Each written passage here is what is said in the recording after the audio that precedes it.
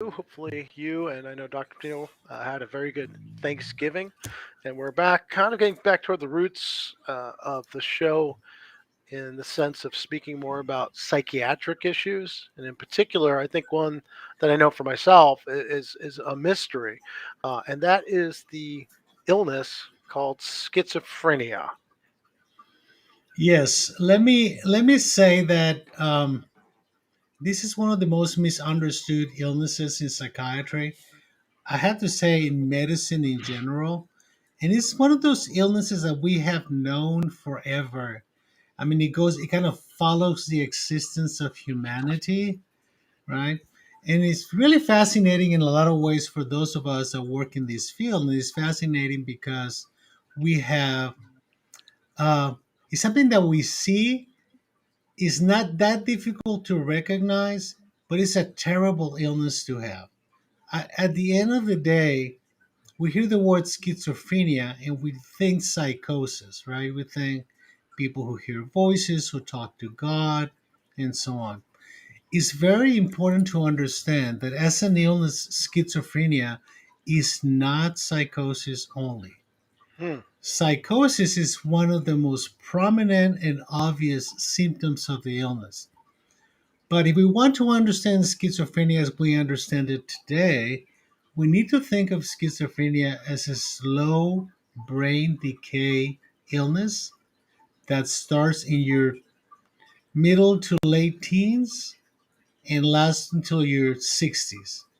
And it's a systemic disorder, even though the majority of the symptoms we identify uh, are symptoms of the brain, either have to do with hallucinations and delusions, have to do with negative symptoms, or have to do with cognitive symptoms. And I just basically told you the three sets of symptoms that we find in schizophrenia. So Now, just real quick, so it's more associated or akin to something like dementia, Alzheimer's versus bipolar or depression. Then, if it's I, actually a structural issue. it is a structural issue. It has genetic basis in a lot of patients, not everybody, maybe some environmental issues, but we do see a higher incidence of schizophrenia in families that have suffered from schizophrenia and other illnesses. Okay. But what we do know is that just like ADHD, we've talked about ADHD in the past, we keep calling it a psychiatric disturbance. And the problem with that is that we think of psychiatric disturbances as something psychological that has to do with your feelings and behavior. These are truly neurological disorders. The Hmm. fact that we don't know all the details of the neurological issues associated with them doesn't mean that they're not, right? I mean, back in the early 1900s, 1800s, and before, epilepsy used to be considered a mental illness. That's They right. People be used, institutionalized for it. yeah, they used to think that they were possessed and things of that sort. So the same thing happened with schizophrenia. But as we get to understand the illness, probably from the 1950s forward, with the advent of antipsychotic medications, which were positive progression in the treatment of schizophrenia, but they also negated other symptoms of schizophrenia. If you look at the history of schizophrenia, which is the most disabling and probably severe mental disorder on a chronic basis, right? Back in the 40s, 50s, and early 60s, in the last century, we used to guys, it feels weird to talk about having lived in the past century, but we did. Anyhow, so when you start looking at the history of the patients being institutionalized, the schizophrenia was a major contributor to that. In the 1960s forward, there was a big movement toward the institutionalizing. In Arizona, there was a time where we had thousands of patients at the Arizona State Hospital.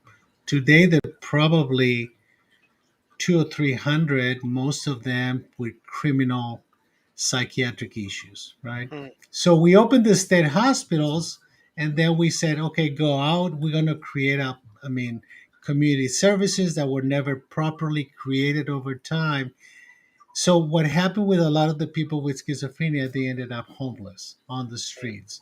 And I can tell you that probably everybody has seen a person kind of disheveled walking on the street, homeless, very dirty, talking to themselves, laughing, sometimes panhandling for food or money because we have not failed those systems. I mean, I was reading an article this morning that was really fascinating from the state of New York, where they're going to start institutionalizing more people who are homeless, suffering from schizophrenia, right?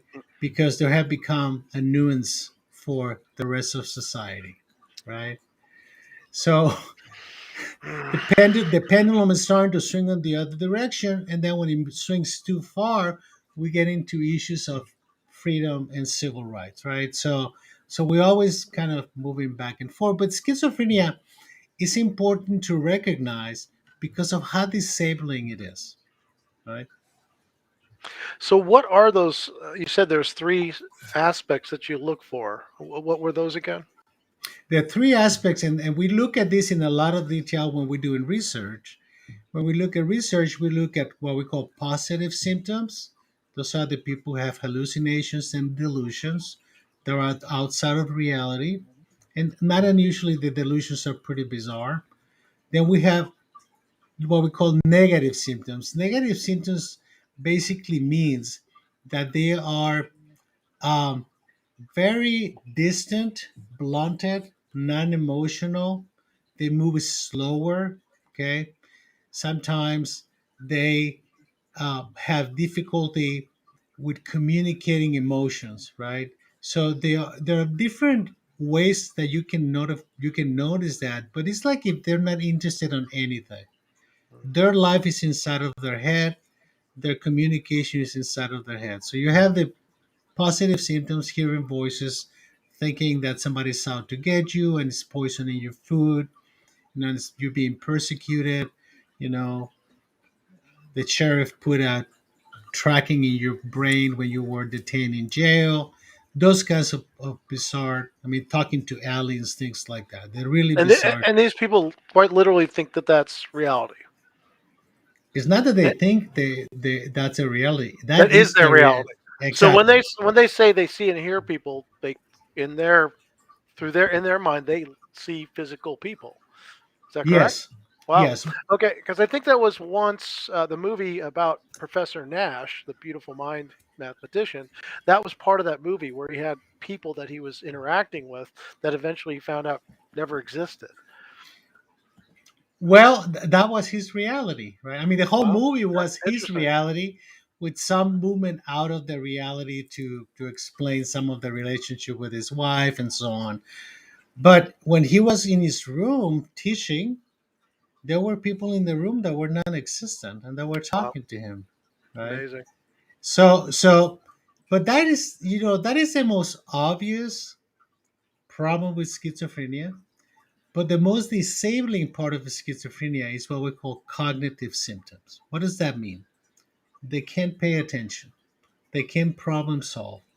They cannot remember things very well. Uh, their intellect starts going down. It gets very concrete, meaning that things are very black and white, except of what's going on inside of their heads. Um, they lack emotion. So, and I tell this to my students all the time when they have patients with schizophrenia who have been diagnosed and they had it for a while, you have to pay attention to their ability to think and to Mhm. problem solve. Let me give you an example. One of the most common complications of schizophrenia is drugs and alcohol abuse, right? Because it kind of helps them soothe themselves somewhat, right? The problem is that we recognize that they have a drinking problem. We recognize that they have a substance abuse problem. But then you say, well, let's send them to AA or they send them to NA. But you're sending somebody who doesn't have the ability to process what is being said in that group. Or you Mhm. put them in a group therapy setting, or you're doing individual therapy. When in reality, we should treat this disorder like a cognitive decay disorder that needs rehabilitation, rehabilitation to problems or rehabilitation to pay attention. So it becomes very important that we recognize that this is a persistent, chronically debilitating disorder. Where it gets complicated, though, is that schizophrenia is not the only disorder that comes with psychosis. Hmm. So, and even my students, when they see a patient with psychosis, immediately they say the patient has schizophrenia. Not necessarily, because if you want to diagnose schizophrenia, you have to follow the movie, how they started with symptoms, how the symptoms progress. Has there been an episode of psychosis? Did the psychosis ever recover? Right? What was their response to medications? Because you can have bipolar disorder with psychosis, you can have major depression with psychosis, you can have substance induced psychosis. So when we're interviewing a patient and we're only looking at the photograph of psychosis, we really cannot make a diagnosis if we don't understand how things have evolved. Hmm. And you say this tends to begin quite early in life. Well, usually in the mid to late teens, early 20s, that's the most common presentation. Not not that we don't see it in younger adolescents or children, but it's rare at that age. I mean, because I do so much hospital work, I do get to see the occasional 10, 11, 12-year old who's starting to show symptoms of schizophrenia, rejection of society, a lot of introjection, failing grades, some hallucinations here and there, starting to feel a little paranoid, don't trust anybody. So you start to see that. I have a tendency to not diagnose schizophrenia too early until I have seen how the movie has evolved somewhat. So I'm curious, how do you discern someone's delusion and their and seeing people? I mean, how do you unless you say okay, they say someone's sitting next to you and you say no, and there isn't. How is that? How is that specified? That's very interesting to me. That is actually terribly subjective. So Okay. again, what you look for is how the patient is reacting to having hallucinations if you get to see the patient hallucinating. Because a lot of this is historical. The patients tell you, I hear voices, I'm not hearing them now, right? Um, so you have to take the hallucinations in the context of the patient's history. So, for example, if the patient comes and tells you, an archangel comes and talks to me, right? Hmm. It has these conversations with me, and it tells me to do certain things like uh, pray for this person, right? And the person is praying. It is likely that he's hearing that uh, order from an archangel, right? So situations like that give you a little more confidence on the hallucinations. But let me give you an example. We see kids sometimes. I saw one today who tells me, I've been seeing things out of the corner of my eye for as long as I can remember. She's 14, so she can remember probably since she was 6, 7 years old, right? And um, I sometimes I see some things moving, right? So then I had to decide, okay, what is the context of this hallucination, right? So in this particular case, just to make the story short, this kid was more autistic than schizophrenic. Hmm. And patients with autism, especially high functioning autism, create a lot of imaginary situations because they're self soothing, right? I mean, we can spend a whole 5 hours talking about autism, but I had to take that in context and how things have evolved, right? I mean, this kid had very obsessive qualities, avoidant of social interaction, likes to play alone, doesn't have friends. So they create a lot of an internal life of their own, but not necessarily because they're out of reality, but because it's more soothing for them. So each case is different, right? So there's a lot of subjectivity. Are there patients that lie about their hallucinations? Yes. I mean, there's not the most common situation, but especially kids who've been institutionalized for a long time and who've had a lot of other people with them who hallucinate, right? Then they basically tell you, I hallucinate too. Wow, so they're very aware of it. That's interesting. Oh yeah, I mean patients talk among each other in institutions, Hmm. right? So I mean you have to take the whole context of the behavior, but with schizophrenia in particular, these patients stand out in terms of the bizarreness of their behavior most of the time. There's We used to have subtypes of schizophrenia. We don't subtype it anymore, but we used to call something called paranoid schizophrenia. Patients that were uh, primarily paranoid.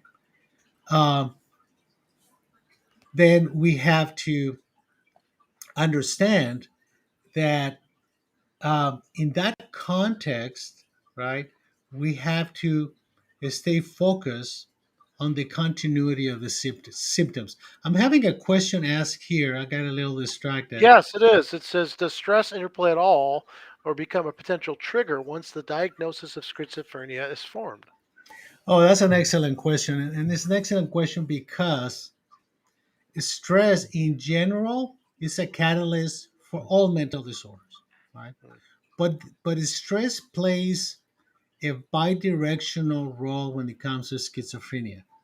And some people will argue that schizophrenia, like major depression, are internal stress disorders because the reaction of the body to stress is the same reaction you get with schizophrenia.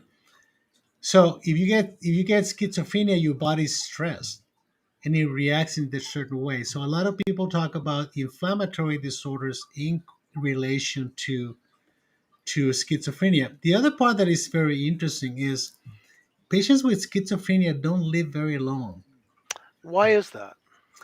We think that schizophrenia might be a systemic disorder that includes a pituitary hypothalamic axis that has a lot of influence on cortisol. So it's hard to find a patient with schizophrenia past 65. So Really? now there are other factors like lifestyle. There are other factors like substance abuse and so on. But when you control for those factors, life expectancy in a patient with schizophrenia is a lot shorter.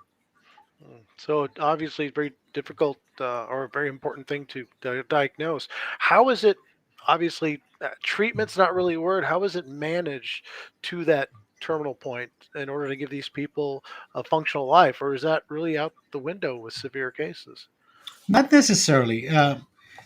There's a huge dilemma on the how to treat patients with schizophrenia because the treatments we have, biologically speaking, are primarily directed to reduce psychosis. So we don't have a treatment for schizophrenia. We have biological pharmacological treatment for some of the symptoms associated with schizophrenia. Why is that? Because we don't understand schizophrenia that well. When in the 1950s they came out with thorazine as an initial drug, chlorpromazine, and that class of drugs to treat schizophrenia, it wasn't developed for that, but they noticed that patients with schizophrenia would hallucinate less, have less delusional thinking. They thought they had found the panacea. And the problem is that we were thinking, well, if this medication helps, then this is a dopamine problem, right? Well, it's a lot more complicated than that because dopamine, norepinephrine, serotonin are at the top of the chain, and there are a lot of other substances underneath. So right now, we actually, and we're doing some research on this.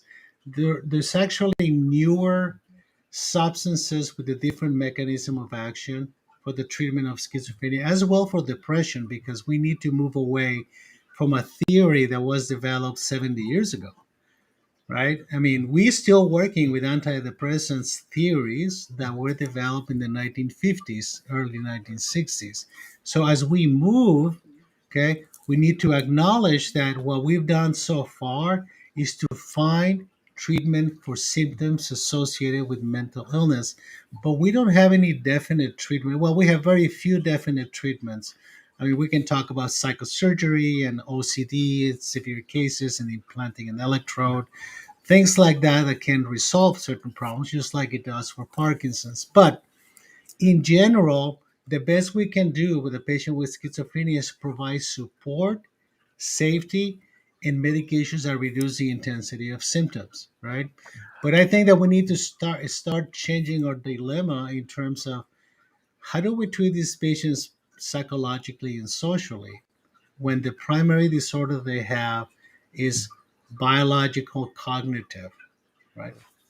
So kind of a mix of what you do with Alzheimer's patients, dementia patients, and the like, on top of using the medications to manage the severe symptoms so they can kind of function it. Is that kind of what we're going at? And just a quick question, because I know Mhm. you have to go a little early today.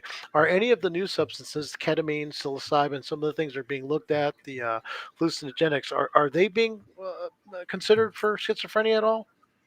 No, we don't do a lot of research with schizophrenia with dissociative substances or hallucinogens because those are some of the primary symptoms. Like if a patient has schizophrenia and ADHD becomes problematic because the excessive dopamine from the stimulants may cause worsening of psychosis, and I've seen that happening. So we have to be very careful how we approach this, but I think that we need to look at it from a biological, cognitive rehabilitation and social rehabilitation process.